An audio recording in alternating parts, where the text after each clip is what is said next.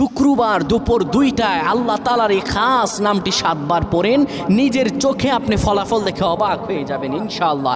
আপনার নিজের চোখে আপনি ফলাফল দেখবেন ইনশাআল্লাহুল আজিজ। শুক্রবার পবিত্র দিন, সপ্তাহের সর্বোত্তম শ্রেষ্ঠতম দিন। এই দিন আল্লাহ রাব্বুল আলামিন বান্দার দোয়া কবুল করেন, এই দিন আল্লাহ রাব্বুল আলামিন বান্দার মনের আশা পূরণ করেন, এই দিন আল্লাহ তাআলা বান্দার কাছাকাছি চলে আসেন।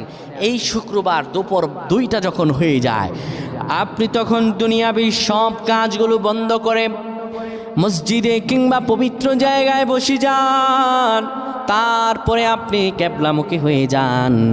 এরপরে আপনি পড়েন আর রহমান আর রহমান 7 বার পড়বেন, 3 বার সূরা ইখলাস পড়বেন, 10 বার দুরূদ শরীফ পড়ে আল্লাহর কাছে দোয়া করবেন।